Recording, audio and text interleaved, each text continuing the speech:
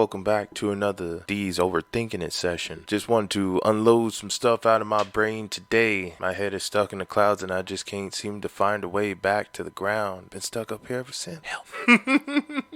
But thank you everybody for joining. Welcome back. In today's session, we're going to talk about my generation because I'm one of the older cats. I guess nowadays I would be considered older. I've been called a boomer. I've been called a Generation Z. I have to look up the exact definition of what date goes when and where to what year. I've also been called a millennial, and that didn't make me very happy. So I'm just going to let you guys know what I'm about when it comes to how it was for me when I was growing up and how I feel like it was for quote unquote my generation. Because things are different now. Things are way different than they used to be. When I was growing up, I was raised old fashioned, and that carries a whole lot of weight depending on who you're talking to. But for me, I was raised old fashioned.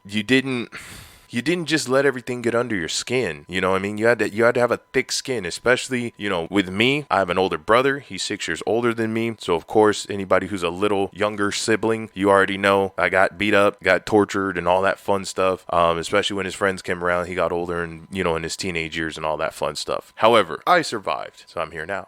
But with that going on, and then of course I was around my grandfather a lot since my biological father wasn't around. So I really just had like my brother, my grandfather, my grandfather's friends, and my brother's friends, and that was really all I had around me as far as like male input on a father level. My grandfather was super old-fashioned. Everything, was I'ma hit you for it, and it wasn't on the abusive level, but that's how things were back in the day. It's if you disrespected your elders, if you stepped out of line, if you didn't do what you were told, if you didn't respond when you were called, if you as my mom used to say, if you sucked your teeth when you were responding to something, if you let out a big old sigh, slammed the door, anything like that, you got hit. Whether it was a punch in the chest, whether, at least in my grandfather's situation, he had these big old rock hands because he did a lot of carpentry. So he would like pluck me with his middle finger, and he would pluck me on the forehead, and I had this big old goose egg on my head for the day, and I would be in pain. Like I would touch the thing and it would be still hot from after he hit it like hours later. It's ridiculous. Okay, when I was growing up, when you stepped out of line, it was expected that you would be punished and not just talked to, and I hate to say it this way, not yelled at, but you were going to be punished so that you did not forget this lesson. They were going to make sure it was ingrained in your memory moving forward. That way, if you did this thing again, if you did this transgression once more, it was going to be on a whole nother level, but you knew what to expect. Now, in today's generation, it doesn't feel like that. It doesn't feel like that at all. Everybody feels. Everybody feels. They work off of their feelings, and people are a little more sensitive. Understandably so. We've been through a lot, just America. We're just going to focus on America. We've been through a lot in these past, let's say, 200 to 300 years. There's been a lot of change. There's been a lot of industry. There's been a lot of mental enlightenment, self-awareness, and people have become more focused on...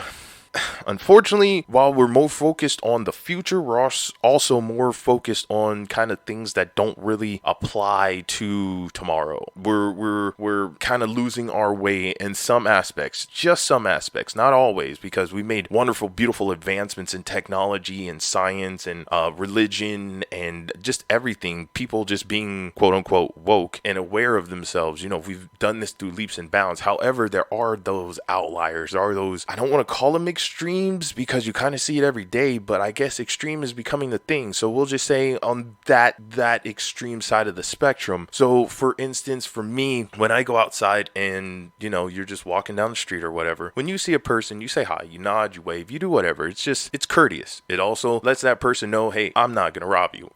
We're not in that type of mindset right now. We're just having a good old day. Now when I go outside though, if I walk past a kid, there's a high school up the street from where I live right now, and the kids get out and they're just hanging out or whatever. I'll be walking down the street and I'll be like, hey, how you doing? I don't do like the heads up nod. I do the head down nod, like that like gentleman nod, and I'll just do that, or I'll just say, hey, what's up? And they'll kind of look at me weird, and it's not everybody, it's not all the kids, but it's just the majority of the ones I've been coming across. It's just like, hey, how you doing? And they're just looking at you like, why are you talking to me? I'm like, I didn't understand that interaction at all. And it's becoming a weird dynamic between youth and adults, and kids not knowing when they're not adults, and adults not knowing when they are adults. And it's a very weird dynamic that's happening. It feels like there's been some type of paradigm shift, and I'm not here to offend anybody. I'm really not. I'm just giving you my perspective perspective of things. So if you disagree, please let me know, and I would love to have a conversation with you, a debate, not an argument, not a shouting match. I just want to make sure we're on the same level. I want to make sure you know where I'm coming from. I'm going to focus on the male side of things because I'm not a woman, so I can't speak towards that. And I'm certainly not going to put my experiences out there like that right now. Maybe later. But as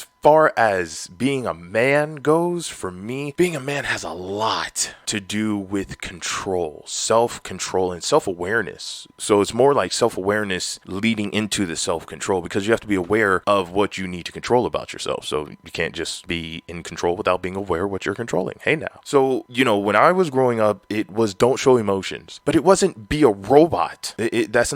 That wasn't the definition. The whole point of not showing emotions, at least from a male perspective, from how I understand, from how it's been applied to my life, is when you show emotions, and not talking about, being happy, crying because, you're about to get married, or, you're sad, your heart was just broken, stuff like that. I'm not talking about that. That's that natural stuff. That's that life stuff. What I'm talking about is when people lash out with those negative emotions, because that's the whole point. The whole point of self-control is to control one's self in any and all aspects. It's not just to control pieces of yourself. So if you're going to have self-control, that means you have to control everything, even the negative, good, bad, ugly, indifferent. These are all parts of you.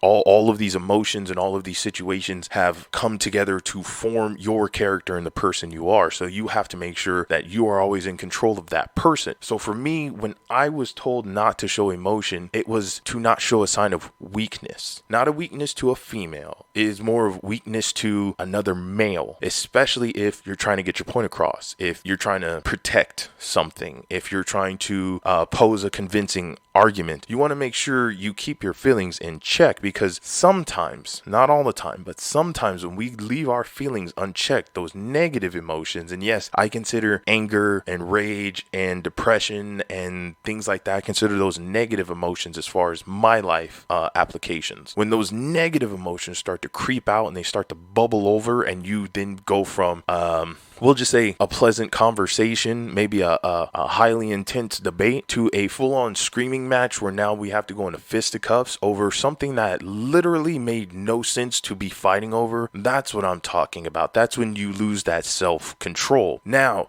getting back to the not showing emotions, when I'm trying to talk to you, so like right now, I'm talking. Yes, I'm very excited. You may even hear my voice tremble a little bit. That's just how I get when I'm excited.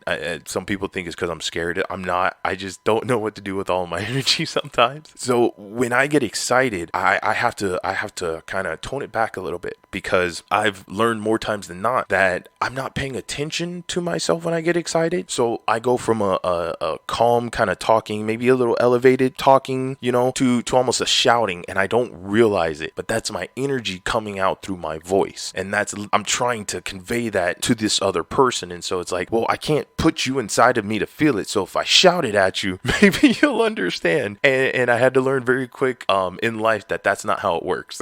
People, they don't need to necessarily have it thrown at them or yelled at them to get what you're trying to say. And I had to learn that lesson really early on in life, because I'm a very energetic person. I'm very amped up. Nowadays, I've toned down and I've learned to kind of just control it. But back then when I was a kid, I didn't understand. And it wasn't like it was a bad thing. To me, I just consider that a natural part of life. You have to learn to control these aspects of your person. Regardless, you don't always have to treat everything with a pill or a medication. That doesn't apply, obviously, to, mental issues or physical issues, things that are beyond our control. I'm just talking about the quote unquote simple stuff. So for me, when I would get angry, when I would get excited, when I would get upset, as far as being hurt or anything like that, my emotions would start to seep up. A lot of times I would get hit for that, because you're not controlling yourself. The whole point of controlling yourself is to always maintain a position of power to some extent. You're always in a position to jump back in. When you let your emotions slip out, that's when you start to lose the fight. Because if I'm trying to, let's say we're in an argument, if I'm trying to get something across to you, if I'm trying to get a point across to you, me screaming obscenities and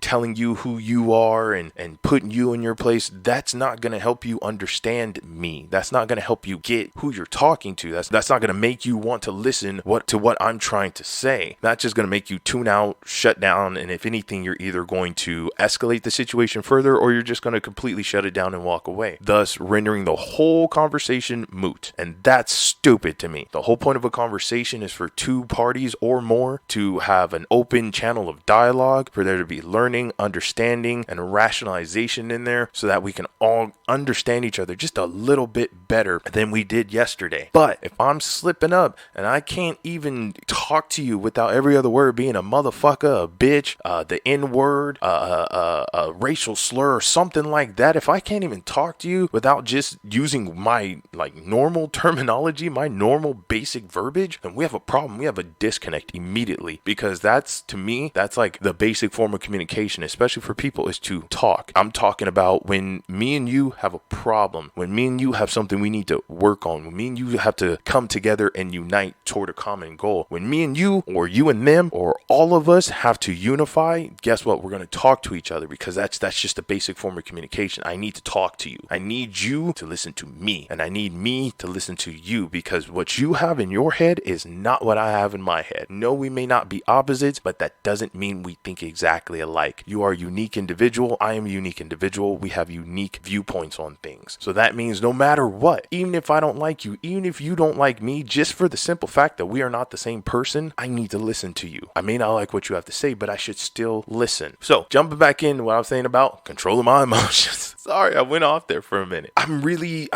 just really hyper focused on that, because I've been seeing that more and more lately as time goes on, that with my generation, how at least from the upbringing I had, it was a lot of understand your surroundings and then adjust and adapt and keep moving forward. Don't get stuck, because if you get stuck, you're going to stay there and you'll never get out. And I've lived that more times than not, where I've just been stuck and I didn't know what to do. And that's because a lot of times I didn't have myself in check. So myself was running amok, my emotions were running amok, and of course my life was running amok, and it was not in the right direction. So for me, being a man, you have to have a lot of self-control. And yeah, I'm going to start getting into some of the other sides of self-control, because like I said, it's to control oneself, not only emotionally, not only mentally, but physically. That's also another part of being a man, is respect. Not only respecting your elders, respecting your parents, respecting your siblings, your teacher, anyone of authority, but you also need to respect the opposite and the same gender. We need to respect each other. It feels like, I'll put it that way, it feels like there's been a lack of respect lately. It feels like things aren't the way they used to be, and it's weird. And I know that's not cool with a lot of people, because they consider nowadays, that we're more advanced than we've ever been. And while I agree in some areas, I believe that we've actually taken a step back in other areas. I don't believe that we've grown as a species very much, as far as how we deal with each other. There should be no reason in 2020 why we are still killing each other, massacring each other in waves. It's insanity. I was just watching some YouTube videos and a little bit of a documentary, I guess you can call it a documentary, about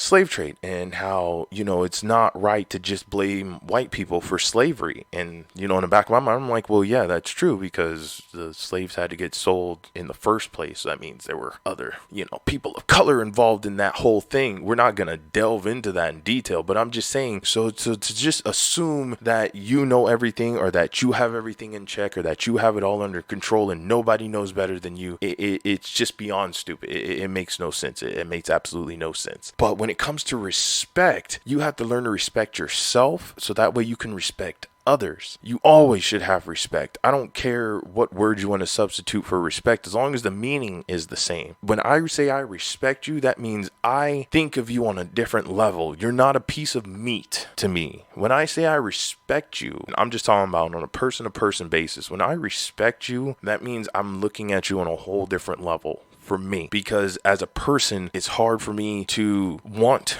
to be around people all the time, because I feel people have become more closed-minded than ever. Going to school back in the day, that was my first kind of touch of that new generation. Well, no, not even a new generation, just of the current closed-mindedness of mankind. Because kids should have fun.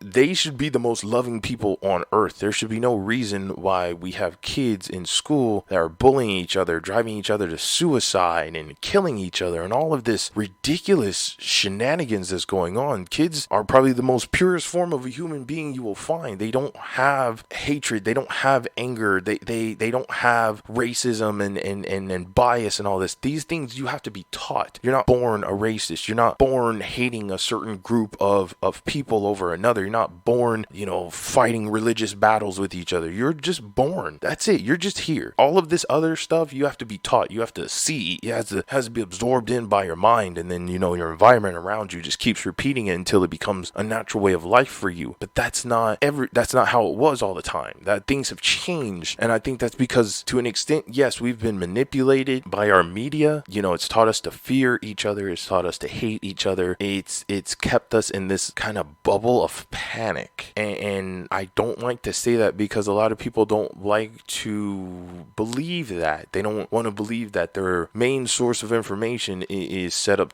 to work against them. But yes, it is. I can't watch news. I literally had to stop watching news because it was making me depressed. And I know you'll hear this from numerous people. You can just type it into Google, news makes me depressed. I'm sure you'll find tons of forums or blogs about it, because it doesn't feel like there's anything good at all. And then it feels like it breaks down, like it trickles down from there. So then you start seeing this shift in consciousness, this shift in mindset. And I'm sorry to jump off track there. We're going to jump back on course now. But what I mean with the shift in mindset is, when I was growing up, being a single mom was kind of looked down upon. It was kind of shunned. And to an extent, it is a bad thing being a single parent. Being a single parent is always bad because it took two people to make that child, and it took even more people to make the people that came before you, that made that child. So that's why they say it takes a village, because every person is different and unique. But if you have that family mentality to pull from, if you have that tribal knowledge to pull from the past generations, it makes raising the next generation that much easier. Because now if you need a break, your mom can help out, your dad can help out, your grandparents, your great grandparents, your cousin, your uncle, your niece, your nephew, whoever, your auntie, whatever, anybody around you can help if you have a strong family unit. But if you don't have a strong family unit, you don't have anybody else to look out for you. In my situation, being raised by a single mother, and yet again I say it was me and my brother, he's 6 years older than me, being raised was a challenge for her to teach us how to be men, because obviously she's a woman, so she can only base it off certain things. She only knows so many ways to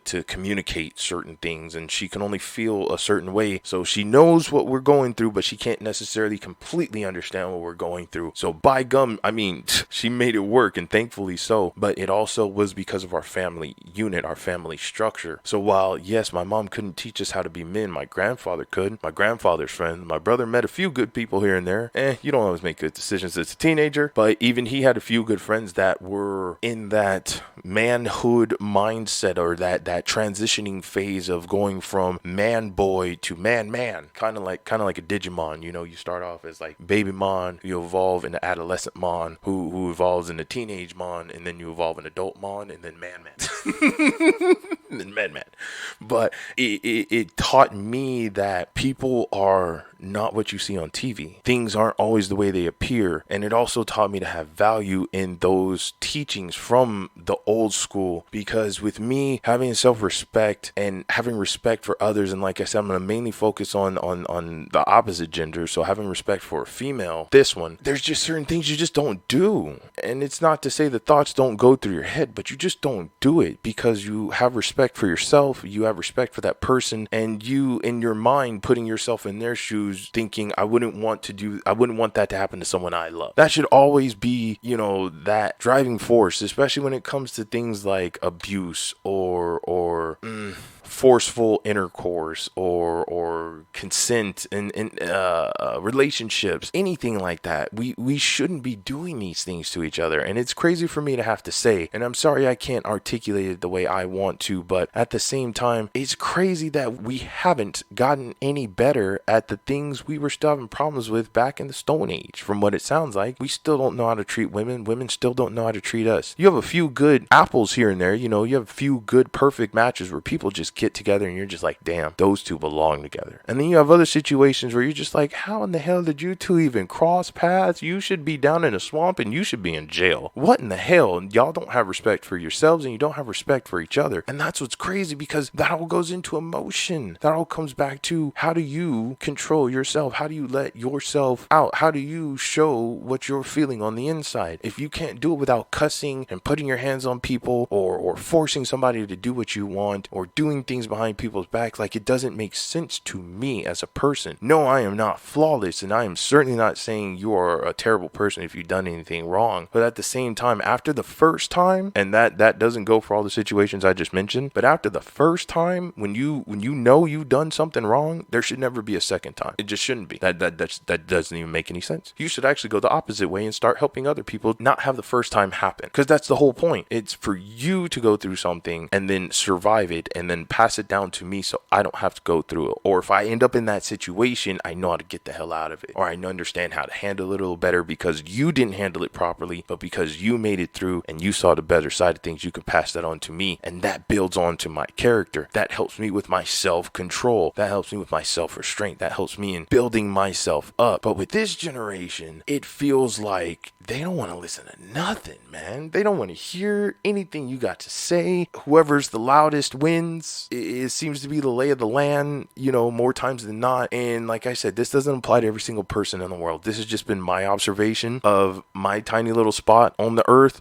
I've been around for 30 years. I've seen a lot. I've been in the same city. I live in Las Vegas. I've been in the same city for 30 years. I've watched it change. I've watched the people change. I've watched people come and go. And the mentality seems to have drifted away from how it used to be. When I say old fashioned, it was cool to open a door for a female. It was cool to pull out a female's chair. It was cool to make more money than a woman. It was cool for the dude to leave the tip. It was cool to walk a girl to the door and expect a kiss in a very natural, friendly, consensual way, but to expect a kiss. And it was cute if you didn't get one, but guess what? If you didn't get one, you still went on the date, which means she likes you enough to go on another one. So hey, maybe next time. That's the point. Things were supposed to be fun. Yeah, there was a little structure to it, but it was still fun. Having a crush on a girl was simple. I just would pass a girl a note and be like, hey, do you like me? Yes, no, maybe. If maybe, what do you want? You want some cookies? You want some chocolate? What we got to do?